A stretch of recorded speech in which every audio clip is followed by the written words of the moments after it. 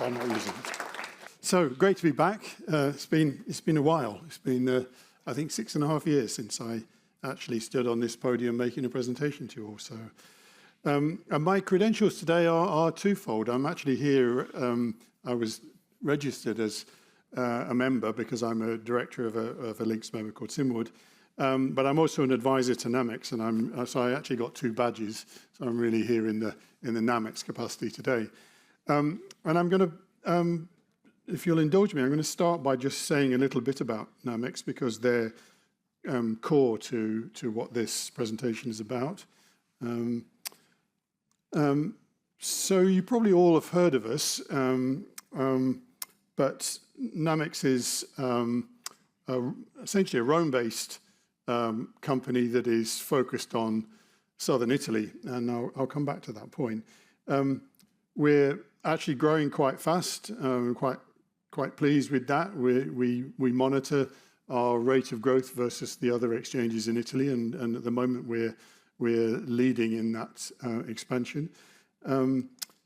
All of the metrics are good, so the number of ASNs present, the peak traffic, and our commercial revenues are all growing really nicely. In that sense, we're quite pleased, and that's what allows us to be interested in the sort of things I'm going to talk about today. And we've also done a couple of expansions in a similar fashion to LINX. In fact, NAMEX and LINX are very, very similar organizations. We're both mutuals. We both have the same set of values. We've both been doing it this way for a long time. So we've opened in Bari, which was quite challenging because if you know anything about Italian geography, it's on the southeast region. It's actually quite a big city if you take the whole metropolitan area. And we've really been quite pleasantly surprised by how successful that's been. I'm not going to labor any of this, so you feel free to ask me questions, especially outside if you want to. But we've tried to do the same thing in Napoli. It's more challenging in Napoli because we couldn't immediately find a data center host. So we've done the next best thing, as tends to happen in these sort of expansions, and we're very happy to have the hosting from the Partenope University.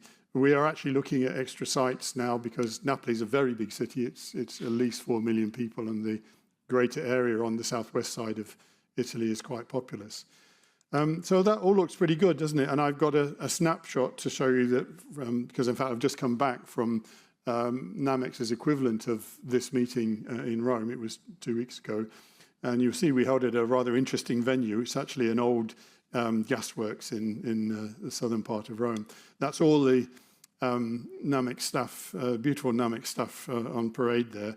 I want to show off, we had more than 800 people come to our event, so much so that we were absolutely run ragged trying to manage all that. I made my small contribution. So that's the background about NAMEX, and so let's come to the essence of the presentation.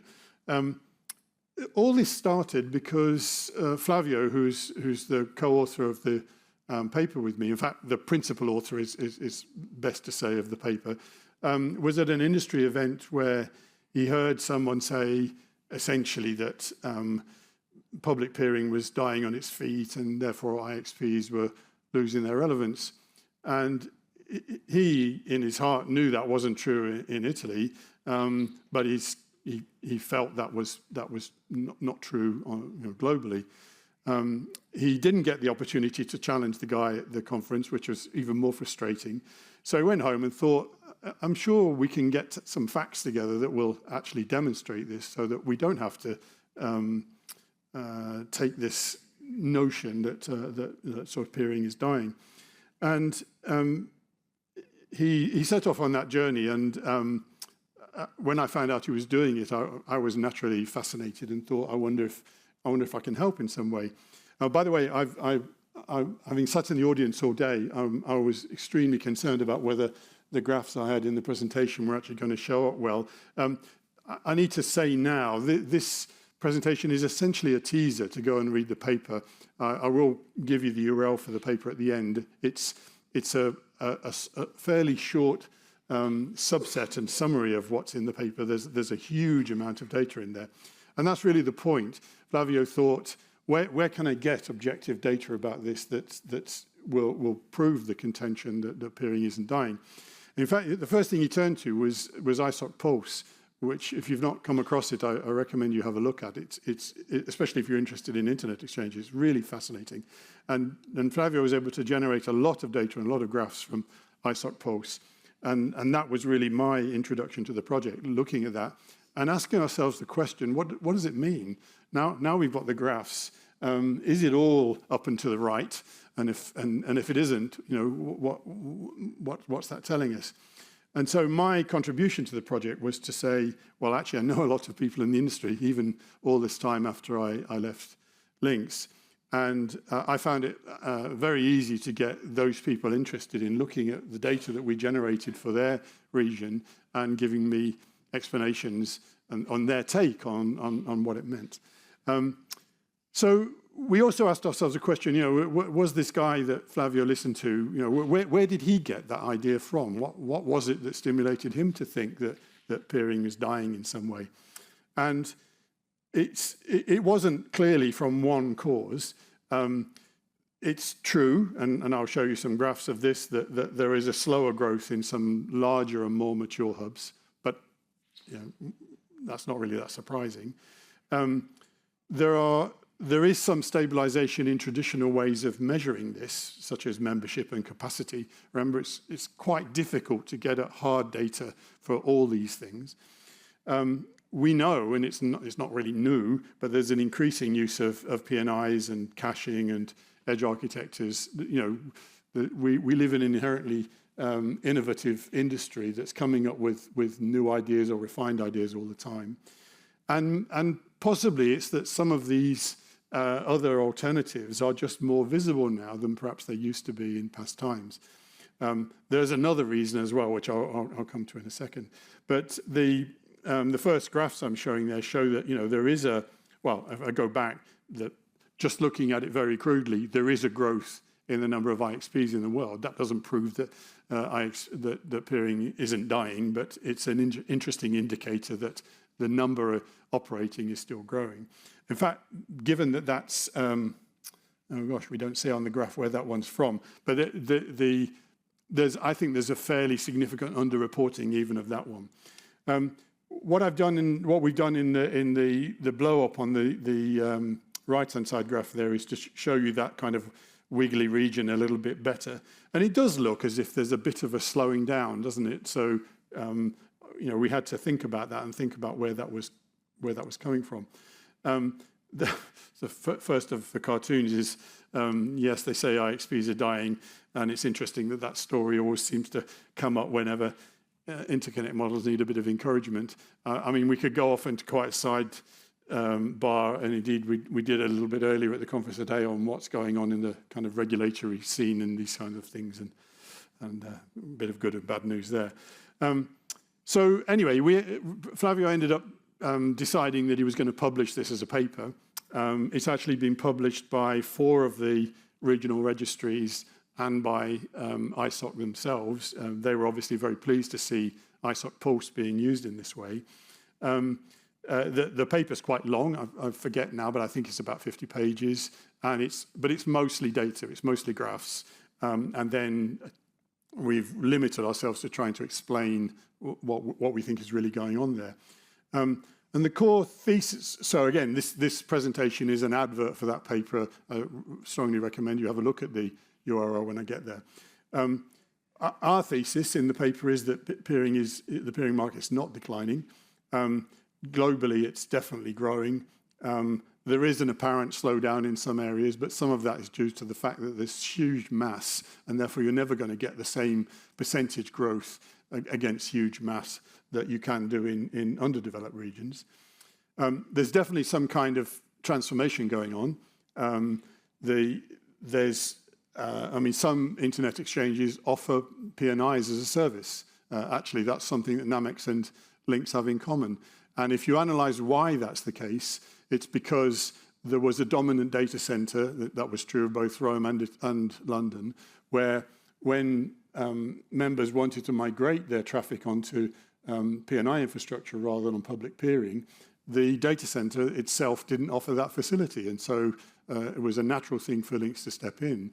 In fact, NAMEX independently came up with the same idea, that if you have a multiplex approach to that, then it can be even more efficient than just stringing in P&Is, because we've seen in US data centers how you end up with a complete morass of P&Is that are in no sense managed. Again, feel free to ask me questions or pick up any of these points if you want to. We know the traffic continues to grow, and so the demand for different forms of connectivity is there. And of course, digital services, generally speaking, are blooming everywhere. Or maybe there's a different word to blooming. And so that underpins this. But if you only look at it on the traditional measures, you can, of course, make a case that it's perhaps doing some strange things. So we would argue that actually you've got to look at this in the round, and that's the basis that we present in the paper. So I'm going to try and trot through the rest of this fairly quickly now to leave some time for questions. I've got a lot of graphs that just basically act as a teaser for the kind of data that we put in the paper. So why does the misinterpretation exist? There's definitely a slowdown in the large mature IXPs, because it's really hard to carry on growing at the kind of rates that were true in the past. And there's also a bit of a visibility problem, because if a lot of traffic is being exchanged outside of public fabrics, then you need privileged information to be able to see that. I remember when I was CEO of LINX, one of the things I did, because essentially you need a trusted source for this, was to ask the largest LINX members who were using our P&I service to the max, well, what sort of traffic is flowing over it? And I think we revealed this. Well, I certainly know I revealed this at the time when we did those kinds of surveys, and it was something like 3 times the peak traffic that was flowing over the public exchange.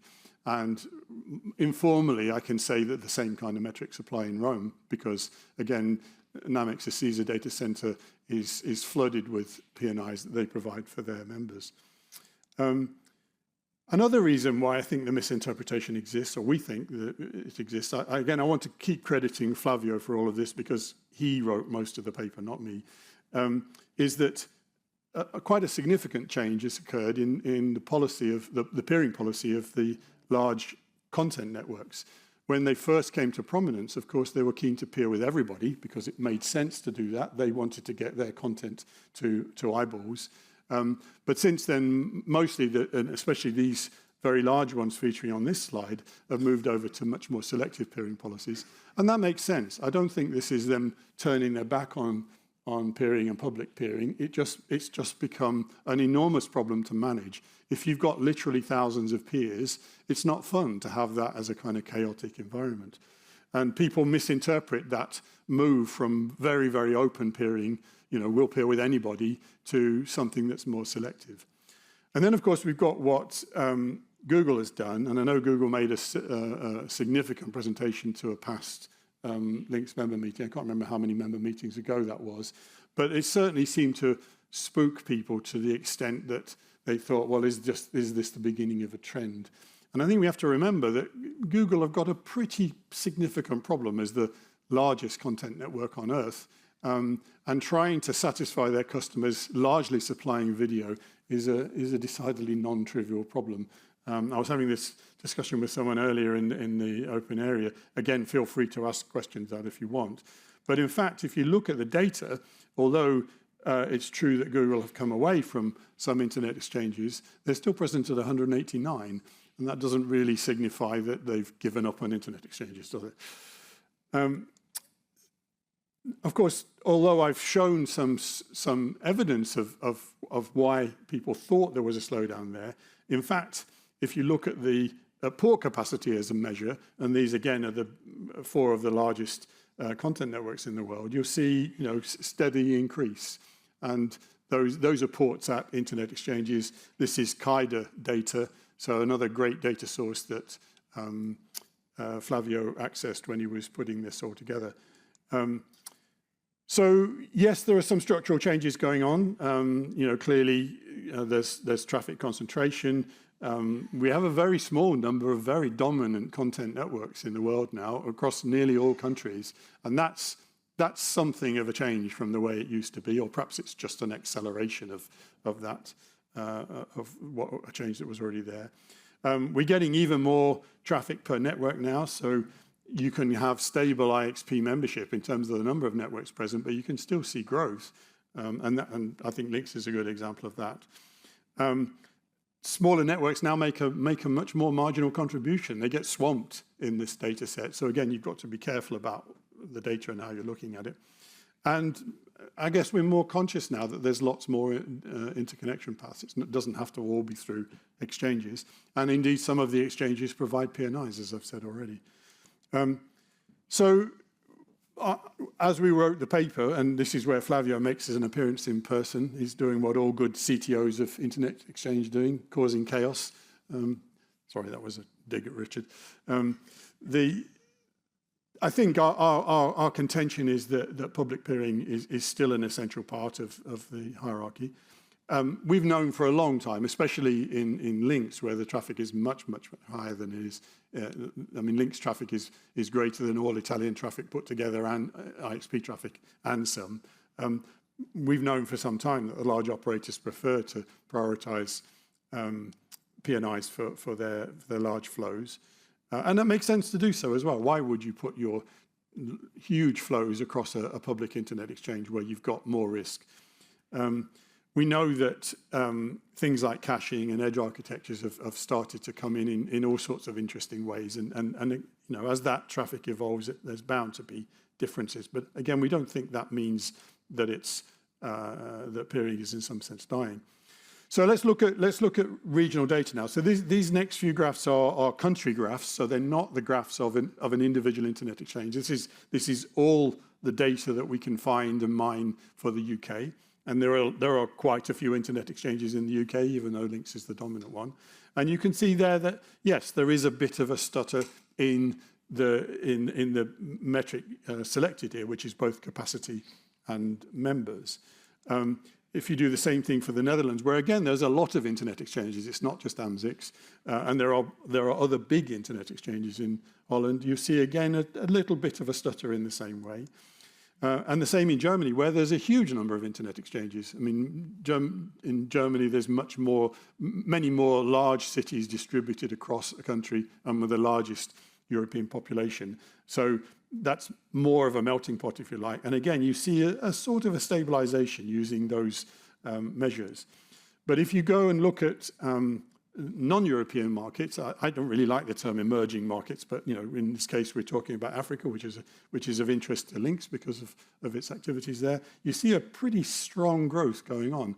These next few graphs have all been. The scaling is, there's no cheating, if you like, going on with the scaling. The scaling is the natural scaling to fit the data to show you. So Nigeria, as you would perhaps expect, is also very strong, coming from a low base in recent times. But then if you go to more interesting places in Asia, the Philippines, for example, there's extraordinary growth, and Indonesia even more so. Now, those are two island nations with enormous populations, but actually an enormous challenge to build internet exchanges. How do you build good internet exchanges in island nations? It's a tricky one, and perhaps we should listen to them more about what they're doing. Japan's more of a difficult case to measure against that. It's certainly not an emerging market. Japan had internet exchanges all the way back, just as happened in UK and Amsterdam and Frankfurt. But I don't want to go down a rabbit hole here. To understand what's happening in Japan is a major exercise. It's not at all straightforward. There was a stratification of exchanges in Japan. But again, you see a bit of a stuttering there that's similar to what we saw in the three dominant countries in Europe. If we go now to Latin America, and Latin America was an incredibly difficult and underdeveloped market for internet exchanges. Mexico, in particular, retained its telecoms monopoly until very, very recently. In fact, some argue it's not really gone yet. I'll come back to that point. But you see, again, a high rate of growth. Colombia, even more so, and Peru, even more so. And these are all significant-sized countries if you measure by population, and they're by no means, deathly poor countries either. So outside of Europe, where peering has always been the strongest in the world. There isn't much evidence to support the contention that peering is dying on its feet. So we're trying to come to a conclusion now and leave some time for questions. What makes an IXP successful? I mean, I wrote this bit because it's based on my feelings and my experience from my time in LINX. Telecom market liberalization is essential. And a lot of Africa, in fact, I would say the vast majority of African countries haven't yet liberalized the market really even at all, never mind about to a sufficient degree. And so, of course, you don't see internet exchanges in the vast majority of African countries. You need local content and eyeballs, and that's just basically saying there's no substitute for people. If you try and build an internet exchange on Malta, for example, it might work, but it's only 400,000 people, and there's only 3 ISPs. How are you going to get an internet exchange to work there? So in the end, you need eyeballs. Population scale is just saying the same thing in a different way. And also you need a data center ecostructure. If you don't have a data center ecostructure, and that's why the UK developed so quickly and so early. We had data centers in the UK before the internet existed. Okay, that's, again, don't want to go down that rabbit hole, but because that was true, it was so much easier for an internet exchange to start and become successful in the UK. And again, I love the cartoon here. I didn't write this, but after telecom monopolies faded, internet peering exploded. So getting the government out of the way actually helped. Wild, huh? I think we are definitely seeing a transformation in the role of IXPs, though. I mean, listen to what Jennifer said earlier today. LINX is still concentrating on product development. It's still concentrating on making members happy. It's still concentrating on looking at what can be done, with a platform that's already there. So we're actually seeing quite a lot of creativity. It's certainly true in Italy. Changing over to platforms. I think the word platform was used multiple times by LINX staff today. We're seeing different models. We're seeing new types of participants. LINX is somewhat ahead of most of the internet exchanges in having non-traditional members in financial services industry who found it to their benefit to come and exchange traffic and make that really efficient and really low latency. And we're also seeing diversification. So there are some other factors here that stray into the realm of public affairs, and I don't want to dwell on that too much, but localization, resilience, and data sovereignty keep coming up and have been a feature in today's presentations. And although the cloud was supposed to solve everything, it clearly hasn't. So keeping traffic local, yes, it's still a thing. And so our contention is that there is a good future to this. We can all go to the social tonight happy and pat ourselves on the back and think, yes, we're not redundant yet. There's always a need for ultra low latency. AI and things like that are going to continue to bring pressures and contribute to the growth of exchanges. And we're also seeing the idea of micro exchanges grow. I mean, we at Namex are trying to solve the problem in southern Italy, which has been completely underserved for most of its most of the existence of the internet. And I think maybe micro IXPs would be an answer there. And then there's the whole kind of political side of this. So our quick conclusions are that peering is transforming and not declining. Local and regional ecosystems are going to become more important, not less important. IXPs can be a strategic infrastructure for doing other things. Resilience, sovereignty, and security are always going to be drivers. And that growth is going to continue globally. So thank you. Oops. On the bottom of this slide is the URL for the paper, and I hope you'll all go and have a look at it. Incidentally, the work is likely to continue. We've had a huge amount of interest around the world in it, and lots of countries saying, well, you didn't include our data. And so maybe there will be a version 2 or maybe even annual editions where if we can get more data and we can show what's going on and present a better and more complete picture, then we will. We've had a couple of academics who've shown interest in sort of picking up the mantle from us, because in the end, we're an internet exchange. We're not a publisher of academic papers. But I should also mention Philip Smith. A lot of you here will know of Philip. He actually connected the first router together for LINX back in 1994. Philip lives, although he's British, he lives in Australia now and has had a massive influence on the development of peering Southeast Asia. He got enthusiastically involved in the paper, and if you get hold of a copy and read it yourself, you'll see that he has the last word. He has quite a bit of input himself, and he's actually been delivering presentations of this now, because I think this is something like the 8th or 9th presentation of this set of slides that's now happened all around the world.